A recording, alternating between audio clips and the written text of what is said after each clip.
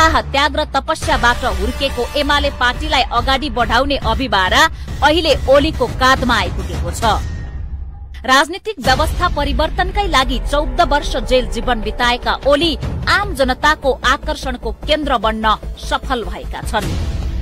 राजनीतिक र सामाजिक व्यवहारबाट बाल बालिकादेखि वृद्ध वृद्धासम्मलाई लोभ्याउन सक्ने खुबीका कारण राजनीतिमा रुचि नराख्नेहरू पनि घण्टौं हिँडेर ओलीको भाषण सुन्न लालायित हुनु ओलीको सफलता हो। ओलीले आफू पदमा हुँदा र पद बाहिर हुँदा पनि मुलुकलाई बिर्सनै नसक्ने केही न केही गुण पक्का लगाएका छन्। त्यसैले एमाले अध्यक्षको चर्चा राजनीतिक वृत्तमा जबरजस्त रूपमा भइ नै रहन्छ। स्वास्थ्यको हिसाबले ओलीले पटक पटक नाफाको जीवन पाएका छन्। यो जनताको आशीर्वाद, नयाँ स्वास्थ्य प्रविधि र नेपाली चिकित्सकहरूको समेत प्रयासले नै सम्भव भएको हो भन्दा फरक पर्दैन।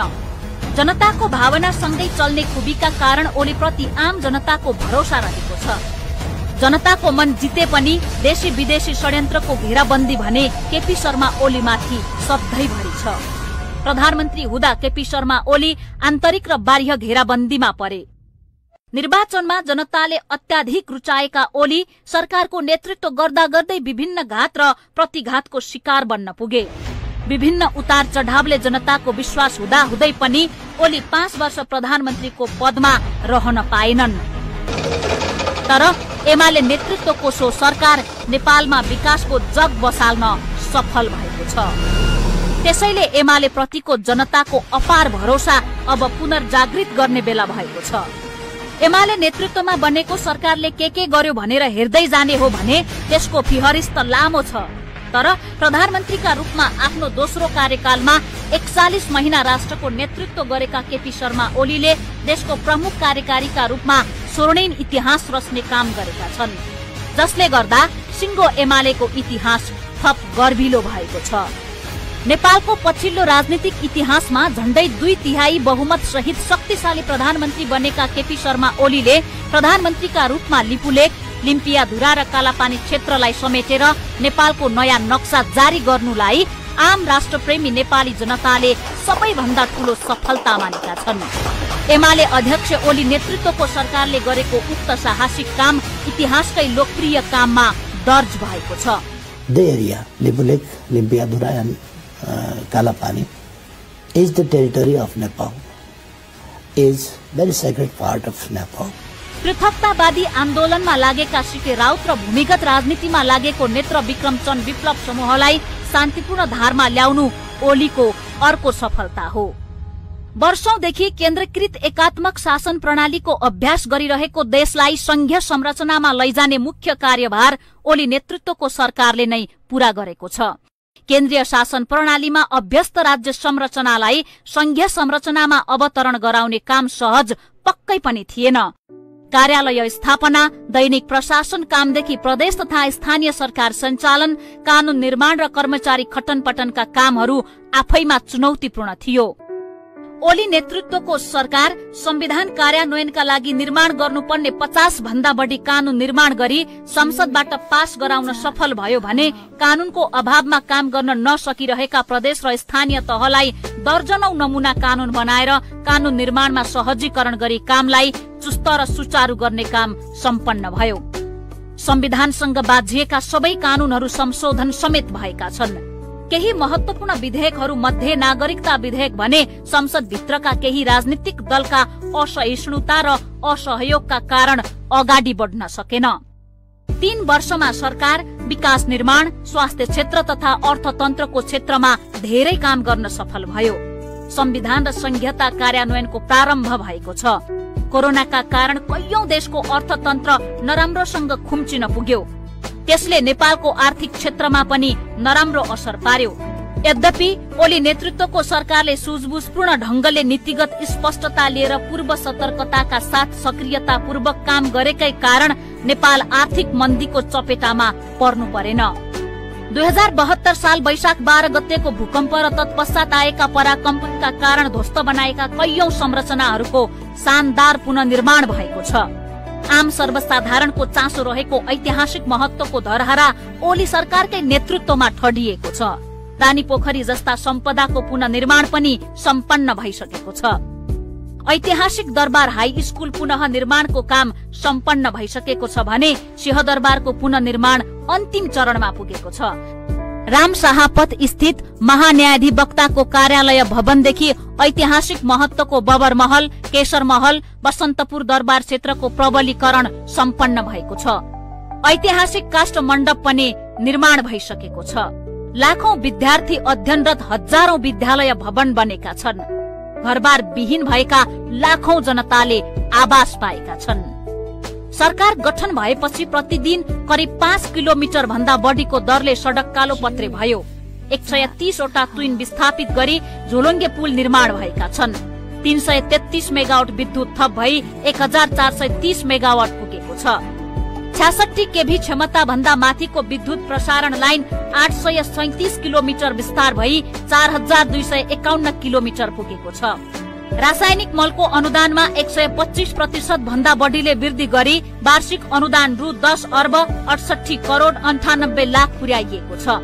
प्रमुख खाद्य बालीको उत्पादन 11.2% ले बढ्यो भने 212 अर्ब रुपैयाँ बराबरको जोखिम बेहोर्ने सक्ने गरी कोभिड-19 ले मर्माहत बनेको निजी क्षेत्र तथा व्यावसायिक जगतलाई राहत उपलब्ध गराउन 42 अर्ब रुपैयाँको पुनर्कर्जा कोषको व्यवस्था ओली सरकारकै पालामा भयो। करिब 60,000 साना उद्यमीले 5% ब्याज अनुदान सहित 1 खर्ब ऋण पाएका छन्। ओलीले नेतृत्व गरेको सरकारको अवधिमा आयात 12.1% ले घट्यो भने निर्यात 4.5% ले बढ्यो। सरकारले यात्रुलाई मध्यनजर गर्दै त्रिभुवन अन्तर्राष्ट्रिय विमानस्थल 22 घण्टा सञ्चालनमा ल्यायो। नेपालका 53 विमानस्थल मध्ये 12 महिना सञ्चालन हुने विमानस्थलको संख्या 29 बाट बढाएर 36 पुर्याइएको छ। पीसीआर परीक्षण ल्याब 0 बाट 100 पुर्याइयो। प्रधानमन्त्री ओली 2 दशकपछि बेलायत र फ्रान्सको औपचारिक भ्रमण गर्न सफल भए। नेपालका परराष्ट्र मन्त्रीको 17 वर्षपछि अमेरिकाको औपचारिक भ्रमण भयो भने यही अवधिमा 14 वर्षपछि रुसको समेत भ्रमण भयो। चीनका राष्ट्रपति 23 वर्षपछि नेपाल भ्रमणमा आए भने भारतका प्रधानमन्त्रीले एउटै कार्यकालमा 4 पटक नेपालको भ्रमण गरे। जनकपुर जयनगर रेल सञ्चालनको तयारी पनि ओली नेतृत्वकै सरकारका पालामा भयो। एमाले अध्यक्ष केपी शर्मा ओलीले देखेको रेल चलाउने सपना अवश्य पनि बिस्तारै पूरा हुनेछ। दक्षिण एसियाकै पहिलो अन्तर्देशीय पेट्रोलियम पाइपलाइन 2075 भदौ 24 गतेदेखि सञ्चालनमा आइसकेको छ। पोखरा र भैरहवा विमानस्थल तीव्र रूपमा बन्दैछन्। ओली नेतृत्वको सरकारले नेपालको सुदूरपूर्व र सुदूरपश्चिम जोड्ने पूर्व पश्चिम राजमार्ग विस्तार गर्न खेलेको भूमिका कसैबाट लुक्न सक्दैन। दोस्रो कार्यकालका लागि निर्वाचित भएसँगै प्रधानमन्त्री ओलीले 2075 को चैत्रमा बुटवल पुगेर सडक विस्तार तथा स्तर उन्नतिको शिलान्यास गरेका थिए। विक्रम सम्वत 2076 साल कार्तिक 7 गते प्रधानमन्त्री ओलीबाट शिलान्यास भएको बहुप्रतीक्षित 9 विषय काठमाडौँ सुरुङ मार्गको निर्माण कार्य पनि तीव्र गतिमा भइरहेको छ। कोरोना महामारी र लकडाउनको बेलामा पनि सुरुङ मार्गको निर्माण कार्य जारी रह्यो। उक्त सुरुङ मार्ग सम्पन्न भएपछि घण्टौं हुने जाम यातायात सञ्चालनमा भएको समस्या दीर्घकालीन रूपमा हल हुनेछ, साथै आधा घण्टा लाग्ने ठाउँमा 5 मिनेटमै पुगिनेछ। ओली नेतृत्वको सरकारले 2075 जेठमा मदन भण्डारी राजमार्ग निर्माण गर्ने योजनाको घोषणा गरेको थियो। अधिकांश भाग निर्माण भइसकेको यस राजमार्गले भित्री मधेसलाई पूर्व पश्चिम जोड्नुका साथै महेन्द्र राजमार्गको विकल्पको रूपमा काम गर्नेछ। 1200 किलोमिटर लामो उक्त राजमार्गले 10 वटा अन्य सडकलाई समेत एकीकृत गरी पूर्वदेखि पश्चिमसम्म पुग्न मद्दत गर्नेछ। 50 अर्ब खर्चमा बन्ने यो बहुप्रतीक्षित परियोजना नेपालको यातायात पूर्वाधारको विकासमा भने कोसेढुङ्गा साबित हुनेछ। मध्य पहाडी क्षेत्रको निमित्त निकै महत्वपूर्ण मानिएको गौरवको आयोजना पुष्पलाल मध्य पहाडी लोकमार्ग निर्माणको काम करिब अन्तिम चरणमा पुगेको छ। नेपाल भारत सीमा पूर्व 5 थरको चियो भन्ज्याङबाट शुरू भई पश्चिम पहाडी जिल्ला बैतडीको झुलाघाटसम्म गएर टुङ्गिने यो लोकमार्ग 1870 किलोमिटर लामो हुनेछ। यो राजमार्ग पहाडी क्षेत्रको विकासका लागि ठूलो उपलब्धि साबित हुनेछ। ओली नेतृत्वको सरकारले ललितपुरको गोदावरीमा 3000 सीट क्षमताको सभा हल निर्माण कार्य सम्पन्न गर्यो। संसद भवनको केपी ओलीबाटै शिलान्यास भई निर्माण कार्य अन्तिम चरणमा रहेको छ। मुख्यमन्त्री आवास निर्माण कार्य अघि बढेको छ। भक्तपुरमा सुविधा सम्पन्न आधुनिक वीर अस्पतालको निर्माण कार्य सुरु भइसकेको छ। उपत्यकाभित्र भूमिगत तार बिछाउने काम अघि बढेको छ। ओली नेतृत्वकै सरकारले काठमाडौँ उपत्यकाभित्र 4वटा स्मार्ट सिटीको निर्माण कार्य अघि बढायो। ओली सरकारकै पालामा तेजाब तथा अन्य घातक रासायनिक पदार्थ नियमन अध्यादेश 2078 ले एसिड आक्रमणकारीलाई 20 वर्षसम्म कैद र 10 लाख रुपैयाँसम्म जरिवानाको व्यवस्था गरेको थियो, जसले गर्दा जिउँदै जलाइने कैयौं दिदी बहिनीहरूले र आम नागरिकहरूले न्यायको अनुभूति गरेका छन्। यद्यपि वर्तमान सरकारले यो विधेयक गत भदौ 30 गतेदेखि निष्क्रिय बनाएको छ। वर्षेनी रासायनिक मलको आयातमा हुने समस्यालाई दीर्घकालीन रूपमा समाधान गर्न ओलीले नै देशभित्र रासायनिक मल कारखाना खोल्ने प्रक्रिया अघि बढाए। प्रविधिमा देशलाई अगाडि लैजान सरकारले मुलुकभर 4G सेवा विस्तार गर्यो भने सबै जनताको पहुँचमा स्वास्थ्य सेवा पुर्याउन सरकारले प्रत्येक गाउँपालिकामा 15 शय्याको अस्पताल निर्माणको प्रक्रिया अघि बढायो। दुर्गम र पिछडिएको गाउँपालिकामा समेत कम्तीमा एक बैंक स्थापना गरी आम जनतालाई बैंकिङ सेवासँग जोड्ने काम ओली नेतृत्वको सरकारले नै गर्यो। ओली सरकारको कार्यकालमा यातायात क्षेत्रको सिन्डिकेट अन्त्य गर्ने साहसिक र लोकप्रिय काम भयो। विभिन्न नदी र खोलामा गरी 325 वटा पक्की पुलको निर्माण कार्य सम्पन्न भएको छ। जुम्लामा मेडिकल कलेज सञ्चालनमा आइसकेको छ। यो नेपालकै लागि नयाँ आयाम हो। सैटेलाइट जस्ता विकासका नवीन अवधारणा ओलीकै पालामा शुरू भयो। नयाँ युगको शुरुआत भन्दै सामाजिक सुरक्षा कोष ओलीकै पालामा लागू भयो। नेपाललाई कमजोर देखाउने भारतीय सञ्चार माध्यमहरू समक्ष उनीहरूले बुझ्ने भाषामा नेपाल भारतको भाइ होइन, नेपाल र भारत समान मुलुक हुन् भन्ने ओलीको जवाफले ओलीको चर्चा थप चुलियो। We love our independence, we love our freedom, and we don't want to be instructed or guided by others, and we do not follow the instructions by others. We independently decide on our matters. Oli नेतृत्वकै सरकारले शिक्षालयको दायरा बाहिर रहेका लाखौं विद्यार्थीहरू विद्यालयको दायरामा ल्याउन महत्वपूर्ण भूमिका खेल्यो। लाखौं विद्यार्थीलाई छात्रवृत्ति दिइएको छ। नेपाल आफैले सगरमाथाको उचाइ नाप्ने काम समेत गर्यो। लैंगिक समानताको कुरा होस् वा अप्ठ्यारोमा परेका सुत्केरीहरूलाई हेलिकप्टरबाट उद्धार गर्ने काम एमाले नेतृत्वको सरकारले सुझबुझ ढंगले सुरु गर्यो। आज सयौं आमाहरू मृत्युको मुखमा पुगेर बाँचेका छन्।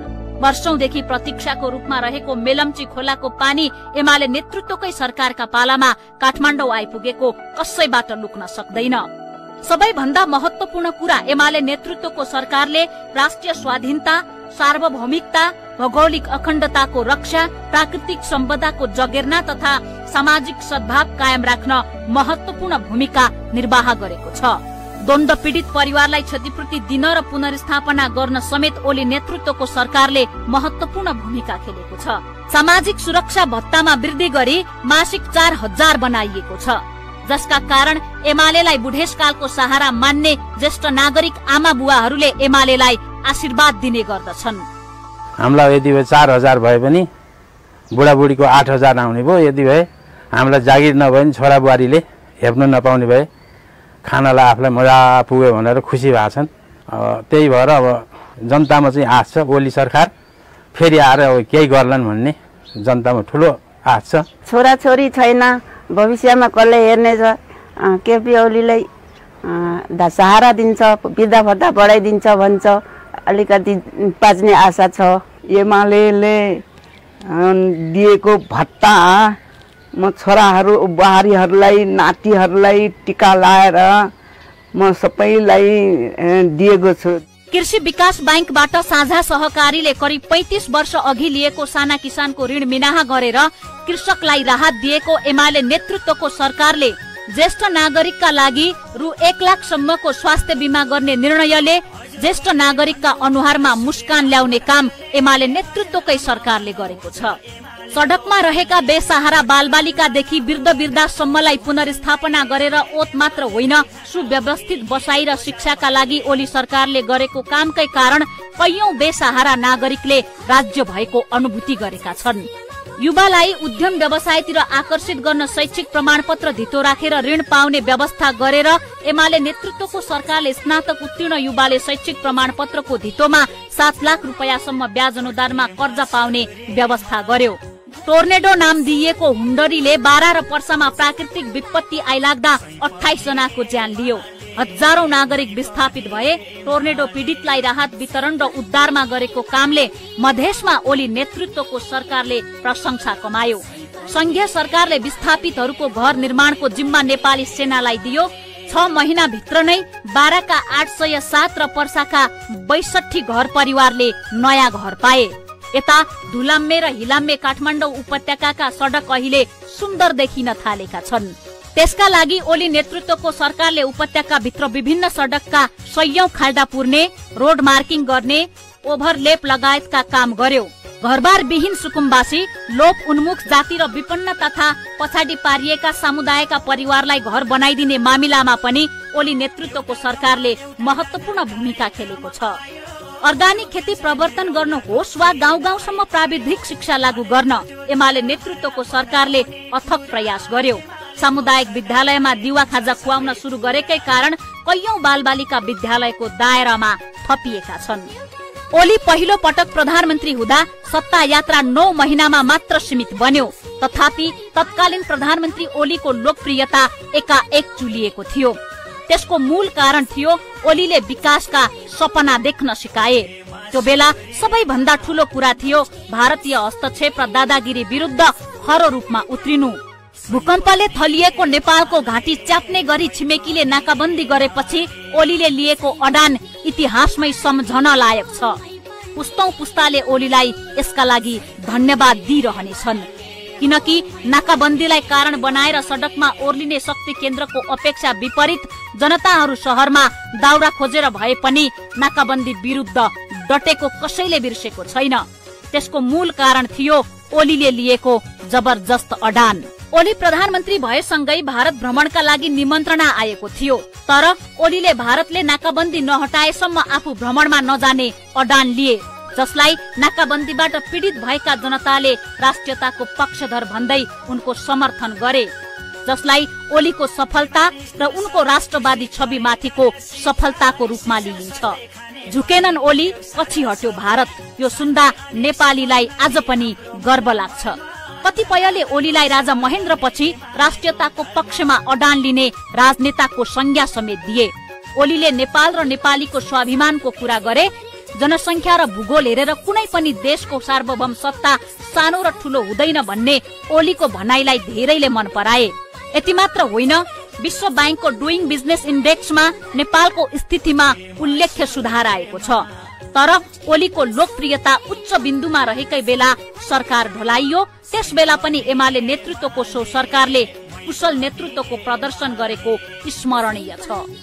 त्यसैले ओली प्रधानमन्त्रीबाट हटेको दिन सरकारको विरुद्धमा होइन, राजीनामा गरेका प्रधानमन्त्रीको पक्षमा सडकमा र्याली निस्कियो। त्यो बेला पनि फोहर र हावाबाट बिजुली उत्पादनको प्रस्ताव ल्याउँदा ओलीको हावादारी गफ भनेर व्यापक आलोचना पनि भयो। तर टेकुमा फोहरबाट बिजुली बत्ती बलिसकेको छ। आज उच्च पहाडी क्षेत्रमा पनि हावाबाट बिजुलीले उज्यालो दिइरहेको छ।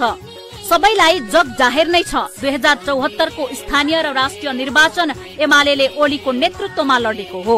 आम जनताले ओलीलाई सत्तामा देख्न चाहेकै कारण निर्वाचनबाट एमाले पहिलो पार्टी बन्न सफल भएको हो। ओलीले देखेका सपना उनकै नेतृत्वमा पूरा हुन सक्छ भन्ने कुरा जनताले बुझेका छन्। ती सपना आम जनतासँग प्रत्यक्ष जोडिएका छन्।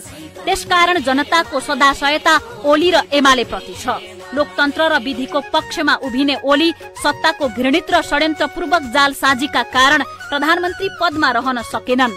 जीवनमा पटक पटक मृत्युसँग साक्षात्कार गरेका ओलीले प्राप्त गरेको अवसर खेर गएको छैन। ओलीले त्यसको भरपूर सदुपयोग गरेका छन् भन्ने कुरा विकासका यी समग्र आधार हेर्ने हो भने घाम जस्तै छर्लङ्ग हुन्छ।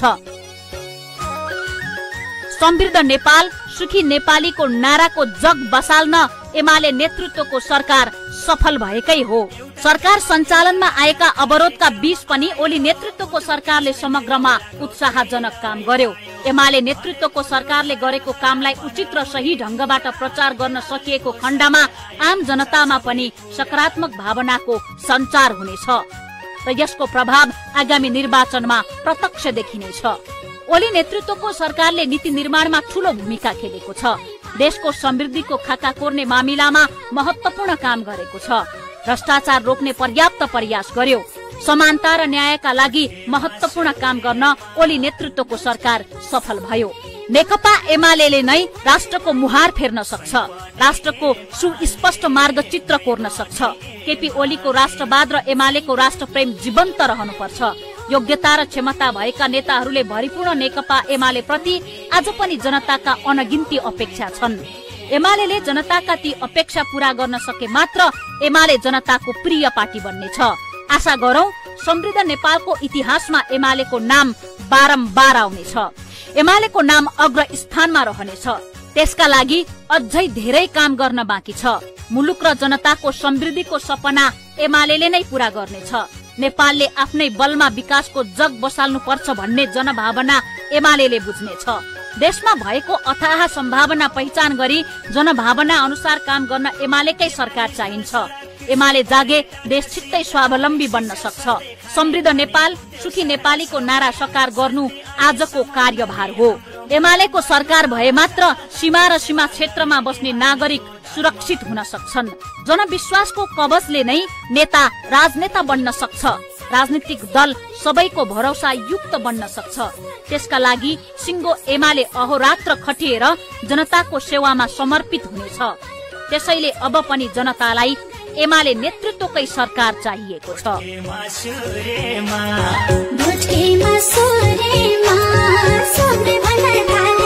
सै पनि एमाले, मै पनि एमाले, सै पनि